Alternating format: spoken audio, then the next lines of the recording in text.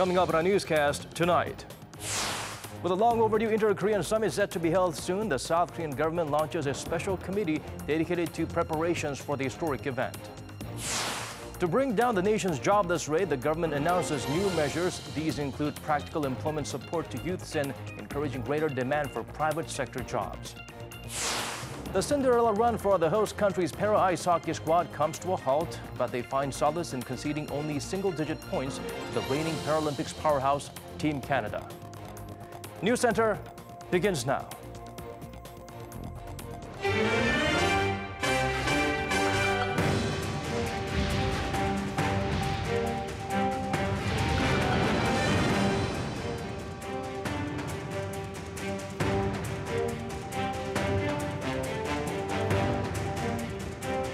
It's 8 p.m. here in Korea. Welcome to Arirang News Center. I'm Daniel Che, coming to you live from our studio in Seoul. South Korea is busy gearing up for the historic inter-Korean summit slated for late April, headed by President Moon Jae-in's chief of staff. The preparation committee will hold their first meeting tomorrow at the nation's top office. Our chief Cheongwade correspondent Moon Gun-young starts us off. South and North Korea have agreed to hold the third leaders' summit at Peace House in Panmunjom in late April. With only some 6 weeks left until South Korean President Moon Jae-in and North Korean leader Kim Jong-un come face-to-face for their historic summit in late April, the Moon administration has switched on their preparation mode for the first inter-Korean summit in over a decade. Seoul's presidential Blue House on Thursday announced the launch of an interagency preparation committee for the 2018 Inter-Korean Summit. The committee will be headed by President Moon's chief of staff Im Jong-seok, one of a handful of key players that the Liberal president is banking on to rebuild inter-Korean ties, who played a pivotal role in the détente with the North Korean regime fostered by the PyeongChang Winter Paralympics last month. His key aide to the committee will be Minister of Unification Cho Myung-gyun, and members of the committee comprised the President's National Security Advisor, Chief Policymaker, Foreign Affairs Minister, Defense Minister, Intelligence Chief, and Minister for Government Policy Coordination.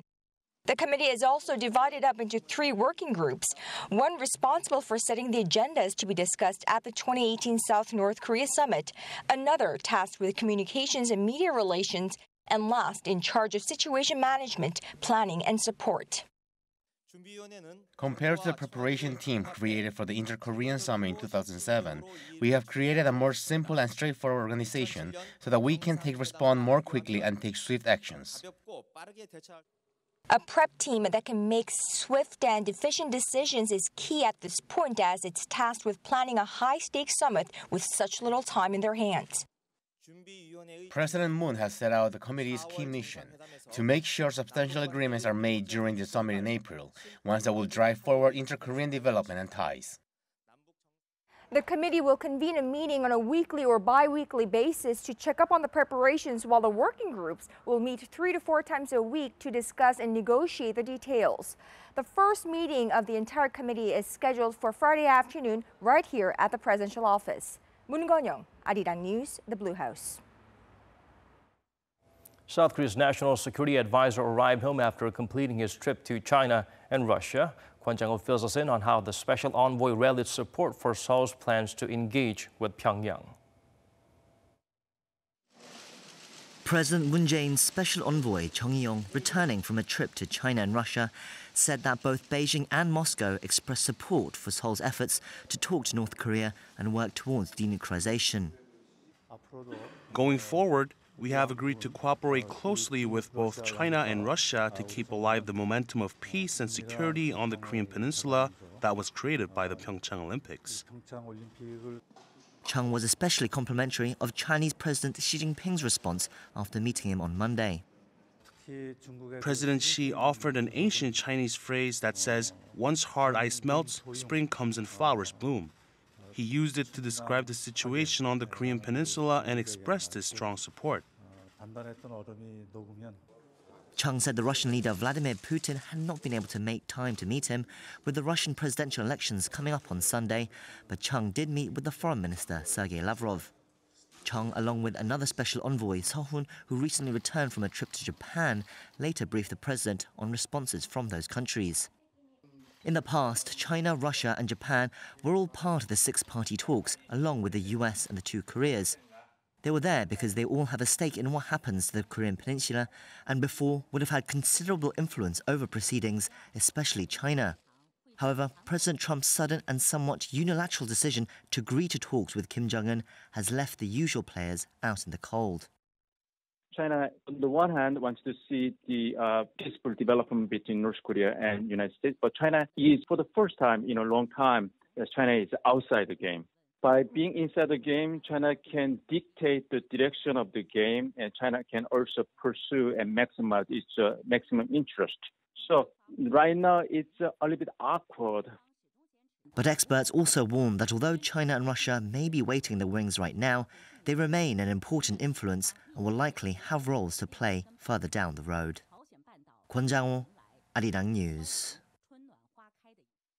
North Korea's top diplomat was spotted at Beijing's main gateway today. The Yong-ho was reportedly on his way to Sweden, meaning he may have attempted to contact U.S. officials to discuss the proposed summit between Pyongyang and Washington. Ji Myung-gil explains further. North Korea's Foreign Minister Lee Myung-bak was spotted at Beijing International Airport on Thursday, as he was said to be on his way to Sweden to participate in a foreign ministerial meeting. Lee's overseas trip has raised the possibility that he might be seeking contact with U.S. officials to discuss details related to a possible summit in May between North Korea's leader Kim Jong-un and U.S. President Donald Trump. Since the North Korea-US summit is scheduled for May, there is not enough time to fine-tune details. They are going to Sweden to undergo contacts with the U.S. for possible working-level talks. The North is yet to respond to the proposal of holding the summit in May. Washington has long insisted that it will not allow Pyongyang to continue building and testing a nuclear arsenal. Meanwhile, the North Korean regime keeps boasting that it is now capable of delivering thermonuclear warheads to U.S. cities. The United States has no formal diplomatic relations with North Korea, which has limited the options for the two sides to hold talks to reduce tensions over North Korea's missile and nuclear weapons programs. Sweden has been frequently used as an unofficial communication channel between the U.S. and reclusive North Korea. Ji Myung-gil, Arirang News.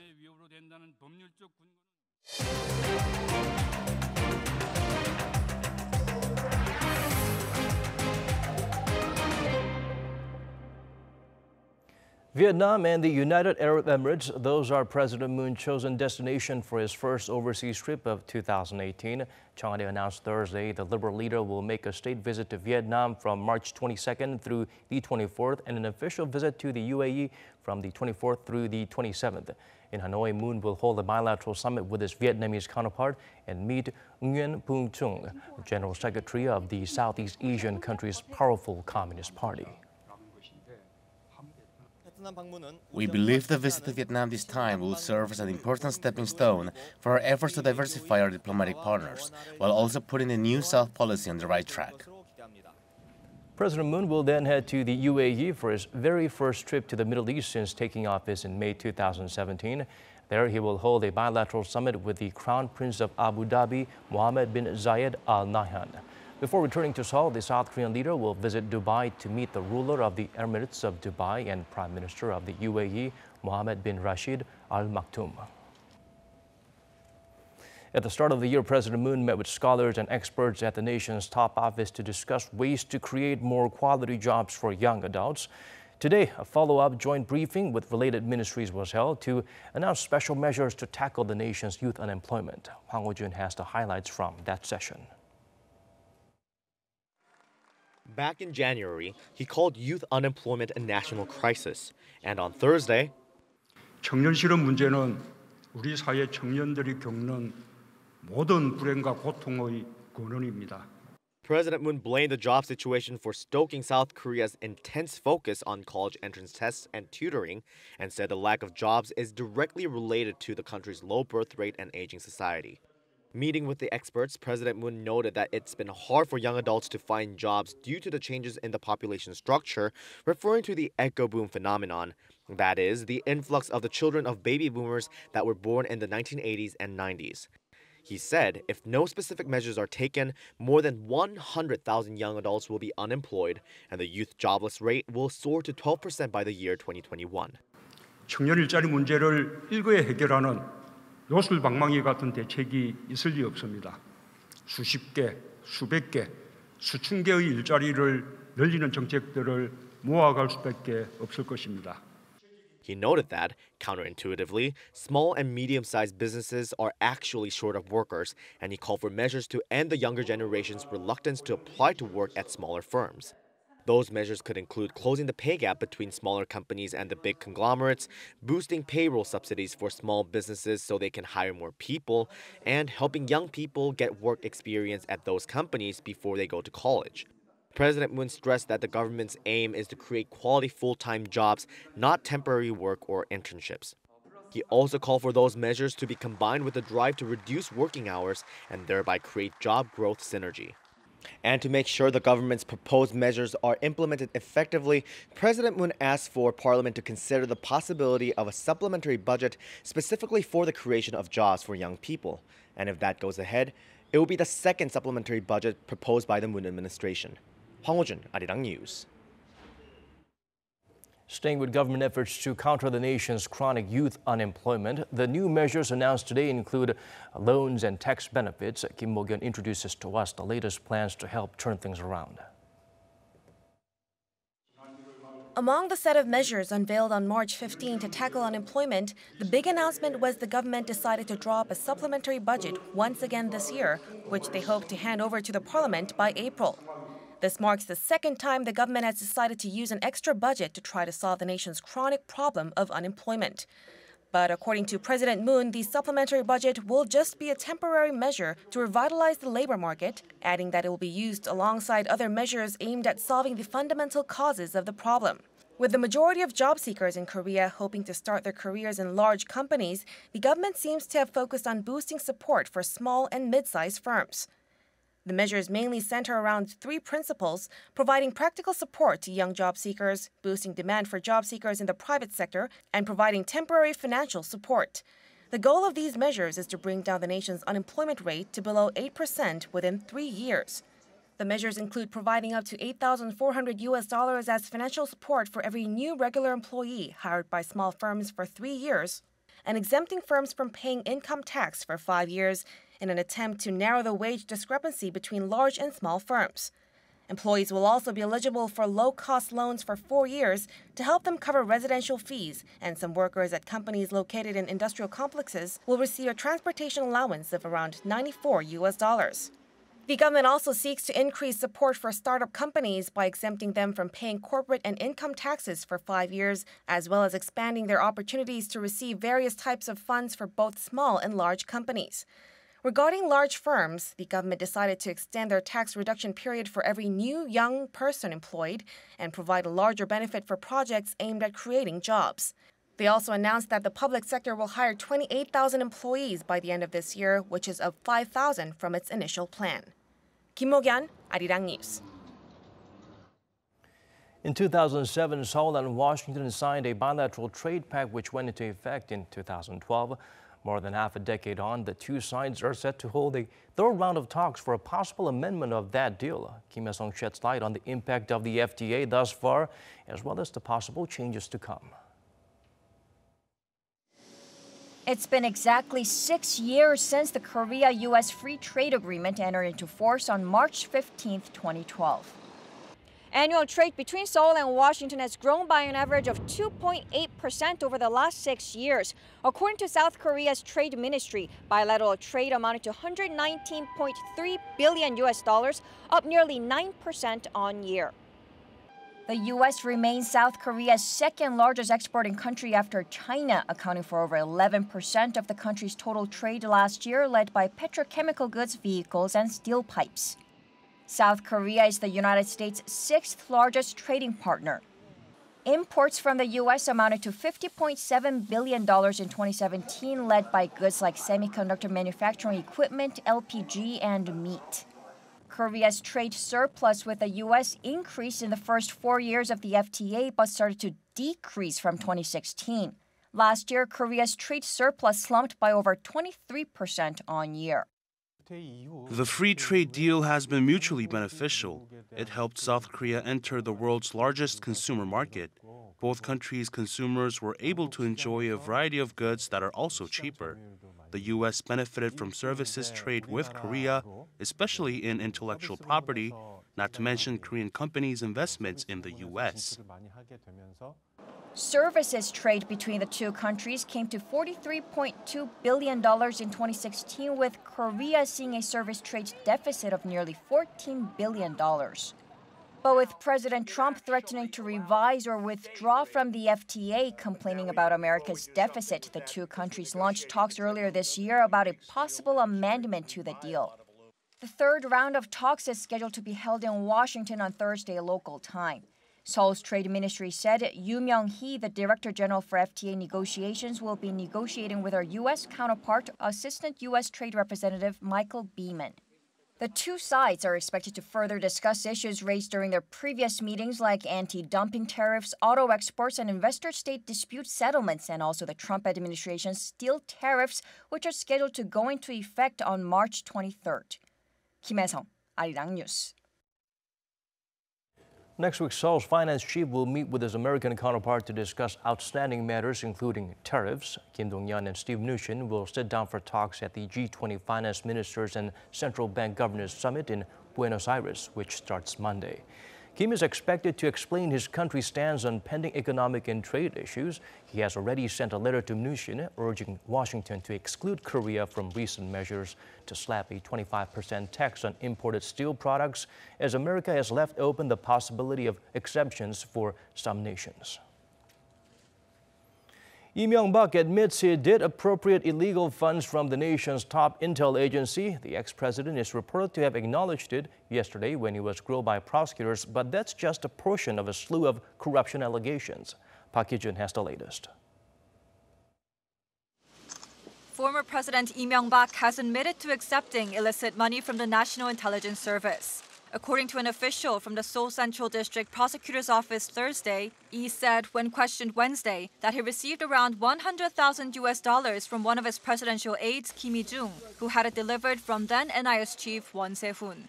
Lee did not, however, reveal where that money was spent. The former president also acknowledged that he spent some of the proceeds from the sale of his brother's land in Togok-dong, southern Seoul, but he insisted the money was borrowed. As for the rest of the charges, only denial. Lee faces around 20 allegations, including bribery, embezzlement, and abuse of power. Aside from the suspicions related to the intelligence agency, prosecutors questioned him about the family-owned auto parts company, DAS, through which Lee is suspected of creating slush funds and in which he allegedly owns the biggest stake under fake names. They also asked him about allegedly using state power to get Samsung Group to pay over $5.5 million in legal fees on DAS's behalf to a U.S. law firm. Prosecutors say Lee seemed surprised when they showed him specific pieces of evidence. But his answers during the 14-hour-long interrogation were mostly, "I don't know," or "my officials or aides must have done it." Prosecutors do not plan on calling him in again because Lee is a former president. But considering that he could try to destroy evidence, voices within the prosecution are calling for an arrest warrant. A decision on that is likely in the coming days, possibly within the week. Park Hee-jun, Arirang News.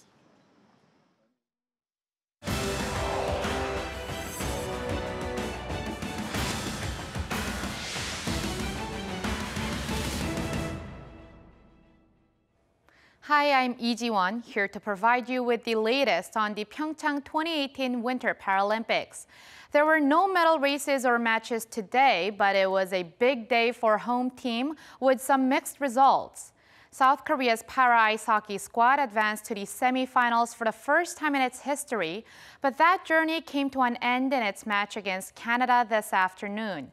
The world number one hasn't conceded a single goal so far in this Paralympics. They came strong from this first period, scoring 4 goals. Adding 3 more later in the game, Canada won 7-0. But considering how Team Canada has been crushing other opponents, giving up nothing while scorching the net 17 times in one game and 10 times in another, it was also a well-fought game for South Korea. The host country will now fight for a bronze medal on Saturday. Now, on a brighter note, South Korea's wheelchair curling team advanced to semifinals for the first time in 8 years. Beating Great Britain 5-4 in this morning's match, Team Korea grabbed its ticket to the semifinals alongside Canada, Norway, and China. And in the afternoon, South Korea also beat China 7-6 to go top of the round-robin group, tied with Canada. Team Korea won silver in Vancouver Paralympics in 2010. The North Korean Winter Paralympics delegation returned home at around 2 in the afternoon after making their historic debut at the Winter Paralympics in PyeongChang. Of the 24-member delegation, only cross-country skiers Ma Yu-chul and Kim Jung-yeon participated in the sporting competition. The pair took part in 2 events, the men's cross-country 15-kilometer sitting event last Sunday and 1.1-kilometer sitting sprint on Wednesday. For Wednesday's game, they both finished near the back of the pack, and they finished last for Sunday's game. Let's now look at some of the standout events for tomorrow. The team that'll face South Korea for the bronze medal in para-ice hockey will be decided in the semifinal between the U.S. and Italy, currently underway. The winner will play against Canada for the gold on Sunday. And on Friday, Team Korea snowboarders and biathlon racers will be fighting for medals. 5 South Korean skiers, including Lee Do-yeon, Lee Jung-min, and Shin Hee-yeon, will be skiing in the biathlon race. And 4 snowboarders, including Kim Yoon-ho and Park Kang-seung, are also in action. And in wheelchair curling, Team Korea will have its semifinal against Norway on Friday afternoon. With that, let's look at the medal table.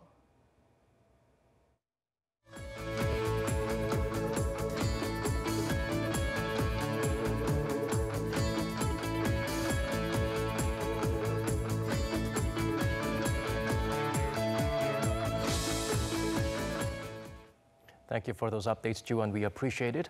The ongoing global sporting event in PyeongChang has earned its place in history as the biggest Winter Paralympics to date. Not only that, the Games are changing misconceptions of disabilities. Cha Sang-mi turned to the spectators in the Alpine City for what they're taking away after witnessing the competitions. Following the successful hosting of the PyeongChang Winter Olympics, the spotlight is now on the Paralympics, already considered the biggest ever to date. The International Paralympic Committee said ticket sales for the PyeongChang 2018 Winter Paralympics have set a new record, with over 320,000 tickets sold as of March 13th. The figure is more than the number of tickets recorded at the Sochi Paralympics 4 years ago, and almost twice the number of tickets sold during the 2006 Paralympics in Turin. With a record number of tickets sold, thousands of visitors are here for the Paralympics, and some say that their awareness of people with disabilities has changed after watching the Games.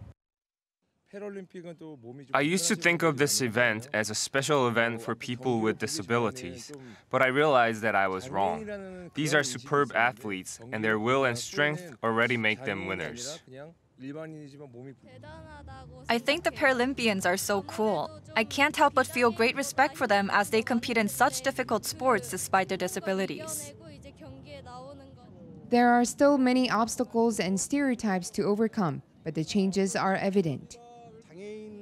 People with disabilities are still biased, but I believe the Paralympics serve to such a goal, to break down stereotypes and raise awareness of their potential.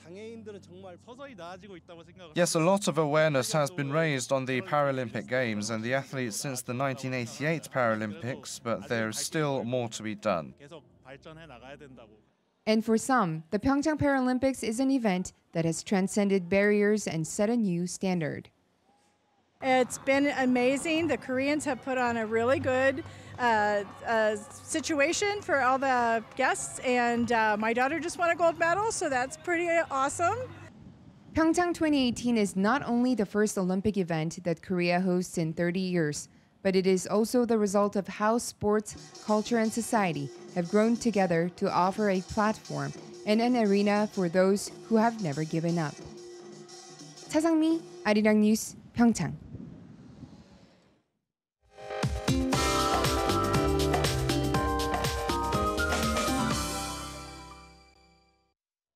Time to turn to Michelle Bak at the Weather Center for the updates we'll need. Michelle, the warm and rainy weather is welcome to some people who are romantic and, of course, appreciates dressing light. But for the organizers of the PyeongChang Paralympics, they are busy dealing with melting snow. That's right, Daniel. And the rain is clearing away, though it's expected to continue until tomorrow morning on the East Coast and also on Jeju Island. In PyeongChang, the organizing committee has prepared for the worst, so the game should go ahead as planned. And by the looks of it, the cooler days are ahead. Now dress warm tomorrow since it's going to be about 5 degrees Celsius cooler than today, so rising up to 3 degrees in the morning. Daegu and Busan at 3 degrees, 5 degrees for Busan respectively. And it warms up into the day, Seoul at 11 degrees, Gwangju 14, Busan at 9 degrees. Now it will be chilly with strong wind until Saturday morning. However, into the day, highs will rise again, and the temperature gap will be the key point to remember for the next couple of days. I'll leave you with the weather conditions around the world.